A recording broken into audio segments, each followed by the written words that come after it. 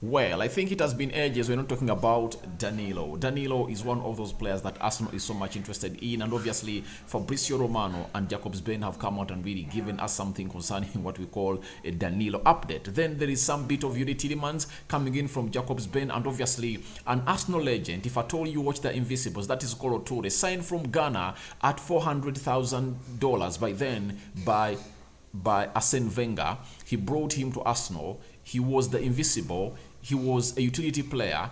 He sold him close to £20 million to Man City after playing close to 10 seasons at Arsenal. It shows you how financial gains Arsene Wenger got out of this guy. Welcome to Rokani Media Football. How are you guys, and where are you watching us from? Third video of the day. More is yet to come. World Cup football is going on. You all know that. Now it looks like England is going to play Senegal in the round of 16, and obviously a team which goes by the names of Wales is out. Then Netherlands looks like it's going to play USA in the round of 16. Not so. So let's wait and see how these games are really going to end up, because it looks like England is drawing with Wales, and obviously USA is winning against a team which goes by names of Iran. So let's get into the stories as they are portrayed out here by Jacobs-Ben and Fabrizio Romano. Now, Charles Watts has gone ahead to let us know that Arsenal have been doing a lot of groundwork when it comes to Danilo. As far as I am aware, there hasn't been a bid made yet for Arsenal.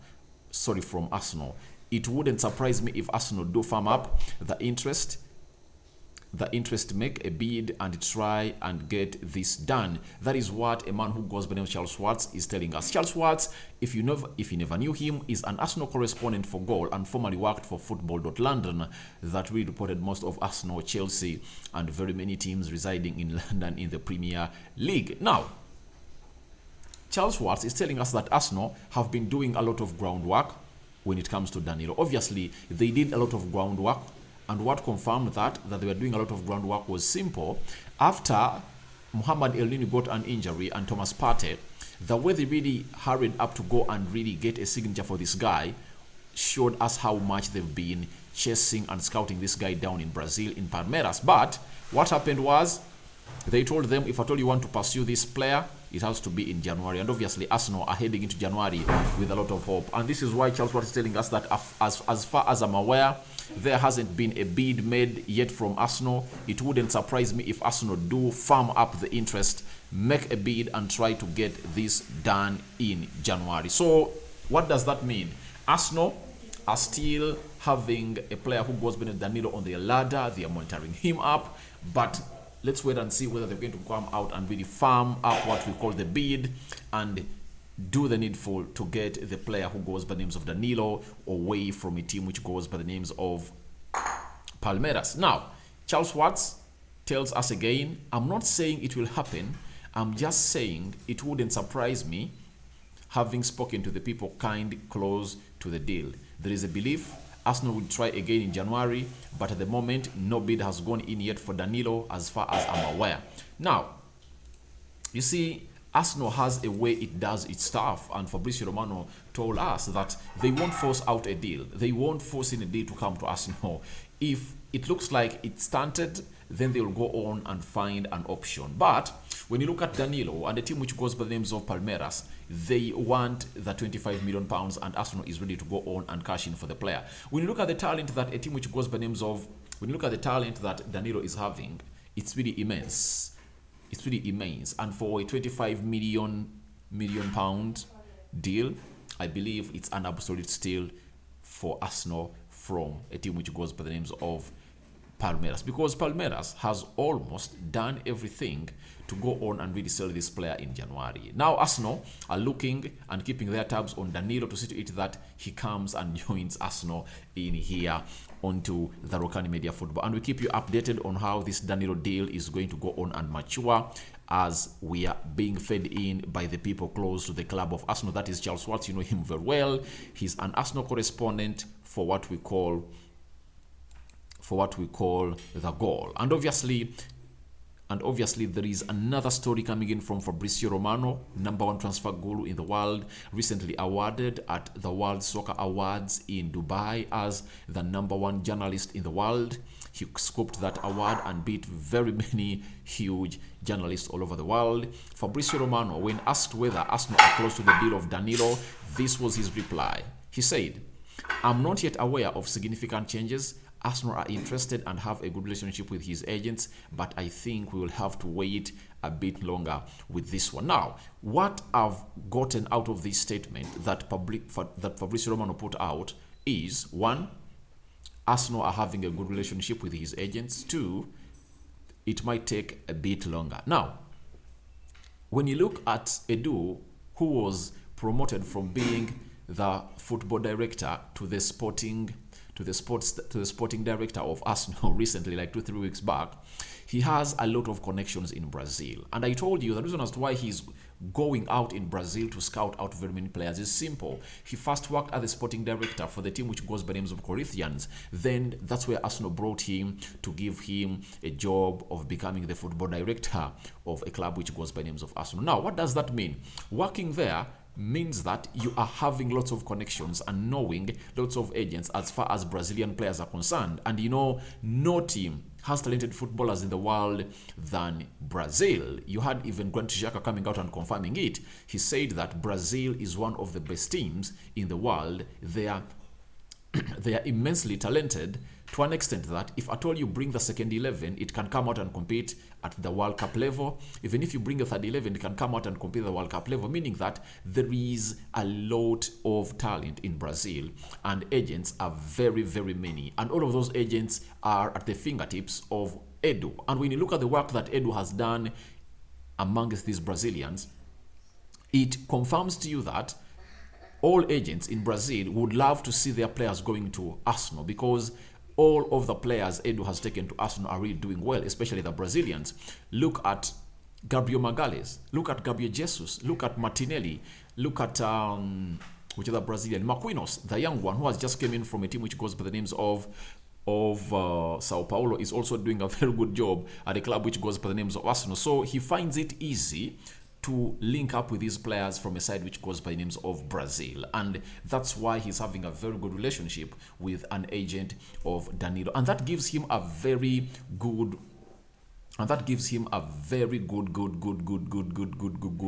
step ahead of all teams that could come in and compete. Guys, breaking news.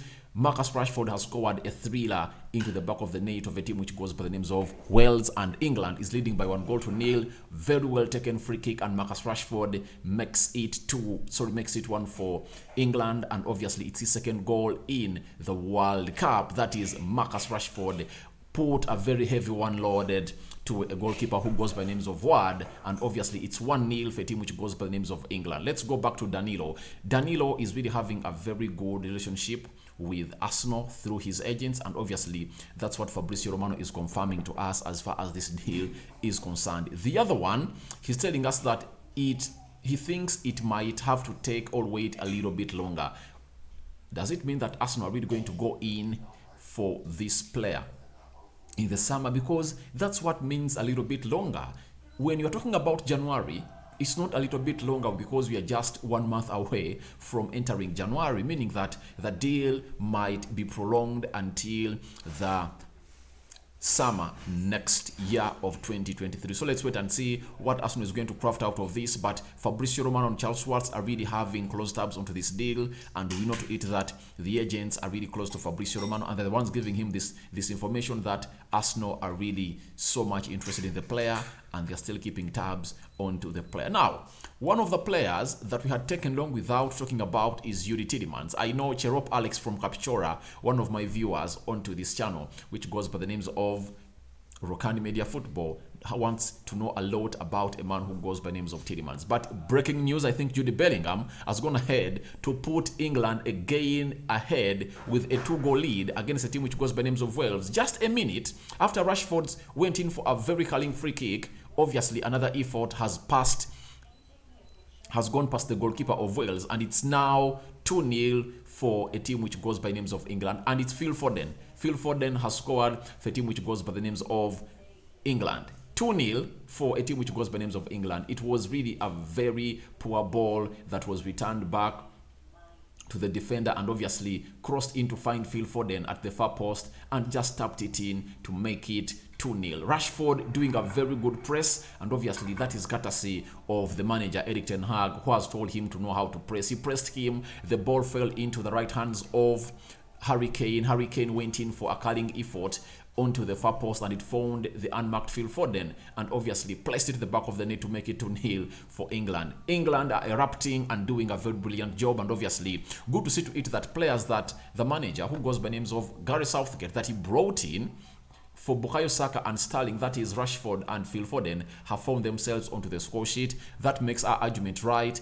Why isn't Phil Foden not being played into the English national team? Now, let's see what Jacobs Ben is telling us about Yuri Tielemans, a player that Arsenal has been chasing for now 2 years, but obviously looks like they are waiting to get him on a free. Now, Jacobs Ben is telling us that with Tielemans, the challenge is that Leicester will still hold out, especially if he has a good World Cup, for some money, even though that money will be slightly less than over last summer. Arsenal know that. But I believe Tielemans is not having a very good World Cup according to me. And secondly, Leicester City are now in a vulnerable position. That they are too vulnerable to an extent that they can't stop any money coming in. But they have to choose on two things: money and prestige of staying in the Premier League. Because if you have to stay in the Premier League, you can't let out a player that by the time we went into the World Cup break, he was the most informed player at Leicester City, scoring in goals alongside James Maddison. You can't let that player out. His caliber can't really go out of the club of Leicester. And I believe the main reason as to why Leicester might hold up on Tielemans until the summer to go out for free is because they want to stay into what we call the Premier League. So that's what Jacobs Ben is really telling us. Then later, he continued to let us know that if they were to choose to do that, they will get the player on a free, providing he does not sign a new contract with Leicester, and all indications are that he's not going to sign a new deal. So I believe Arsenal will get Tielemans. I cannot confirm to you that in January Tielemans is coming to Arsenal, but all I can confirm to you is that I know at a point X, Tielemans will come in at a club which goes by names of Arsenal. He's so much admired by Mikel Arteta. They've already agreed personal terms with what we call the agent and the player. Arsenal are in the know of this player, and obviously what a perfect backup for Granit Xhaka. Though for me, I believe when Tielemans comes in at Arsenal, he's going to go ahead and really take over a player who goes by names of Granit Xhaka, because that is something that I'm 100% sure of. Tielemans is more talented than Granit Xhaka, 25, 26 years of age, still has some good 6 years in his legs, and Granit Xhaka has hit his third decade of aging. That is something that maybe Mikel Arteta would love to see to it, that he really starts to play him reservingly and Tielemans can get what we call a nod ahead of him. So that's what Jacobs Ben is telling us about Tielemans. But I believe there are a lot of factors that are really holding this deal in a pause mode. It's in the pause mode. Leicester City want a lot of money. Arsenal believe they are just 6 months away from getting this player on a free. But if at all I'm Arsenal, I wouldn't have gone ahead to wait for a period of June, because when it comes to June, it is going to turn into what we call a bidding war. There are going to be very many clubs in need of Tielemans. Liverpool itself waiting for Tielemans in the summer, and the player said no because he wanted to go to Arsenal, and Arsenal never came in for a late bid to go in and really sign in a player who goes by the name of Yuri Tielemans. Now, Tielemans will be up for grabs for free, and it will depend on who puts in a lot of money on his table, the sign-on fee and the salary. Now, it will be the highest bidder takes it all. And at that level, Tielemans needs to make money. Will Tielemans forego money for the love he has for Arsenal and Mikel Arteta? I doubt, because teams like Manchester United can come in and tell Tielemans we're going to give you £300,000 a week, yet Arsenal is willing to give him like £180,000 a week. So I believe it is not in the right sense of the minds of the owners of Arsenal to wait until the summer, unless otherwise they sign a pre-contract with Yuri Tielemans, of which I believe it's not accepted in the Premier League. Is it accepted in the Premier League to sign a pre-contract with the club is moving from a Premier League club to another? I doubt. I think what is acceptable is you can sign a pre-contract when you are moving from one Premier League club to a club outside the Premier League. I think that's what is accepted. But let's wait and see what Tielemans is all going to be about. But I had to put in that effort of Tielemans because very many people in the comment section keep on coming in through to ask me about Tielemans. Now, let's get into this big story of Kolo Toure. Kolo Toure is a player who played for Ivory Coast. I'm sorry, at the beginning I said Ghana. I'm sorry. Kolo Toure played for a team which goes by the names of Ivory Coast, and Arsenal bought him from Ivory Coast at £400,000 only, and Arsene Wenger brought him at Arsenal. Straight out from Ghana, straight into the Ghana's team. Now, this guy went ahead to play very many games for Arsenal. He became an invisible when Arsenal spent the entire season unbeaten, and they won the Premier League trophy in 2003-2004. Some people believe that maybe that was a spell that was cast onto Arsenal, because ever since then, they've not gone ahead to win any Premier League trophy. That's why you see Arsenal fans jumping up and down, because they are 5 points ahead of Man City when we are really entering Christmas. A situation that last happened for Arsenal, how many years back? Close to how many years back? 2007. Those are 15 years back. That's when it last happened for Arsenal, and obviously they went in through to be topping the Premier League by the Christmas season. So Kolo Toure was later sold to Man City close to £15 million, and Arsenal made a profit of close to 14 million pounds and 600,000. That's it. So that's what the profit they made. So now Kolo Toure has been on the technical bench of a team which goes by names of Leicester, working with Brendan Rodgers. And good news is that he has gotten a job at Wigan. And this is something that Patrick Vieira has been going ahead to claim, that there is a lot of racism in the Premier League, to an extent that players that are dark-skinned all black are not given jobs as managers. That's what he said. But today, Arsenal legend Kolo Toure has been named as the new manager of Championship side Wigan Athletic. His first managerial job since retirement. Best of luck, Kolo Toure, and we Africans are really happy for you, because we want to see talented Africans go ahead and take over the Premier League clubs, like you see Patrick Vieira doing lots of things at Crystal Palace, and Crystal Palace is really having a very good season with what he's doing. And one thing I like about Patrick Vieira is that he has a lot of African players in his team, and I think the reason as to why these whites don't want African players to go on and really dominate the Premier League teams is because when they're going to be at the helm of these clubs, they are going to make decisions that bring more African players into their side, something that might not favor them a lot. But obviously, African players are talented, and Kolo Toure, we wish you all the best to go on and really manage that team which goes by names of Wigan. So guys, your reactions to Arsenal farm up interest for Danilo, then Yuri Tielemans update coming in from Jacobs Ben, and obviously Kolo Toure, go ahead and shower him lots of congratulation messages, because he has been appointed as the new Wigan Athletic manager. I sign out for now. See you later, and may Almighty Lord protect you and see you over throughout the night. I'm out.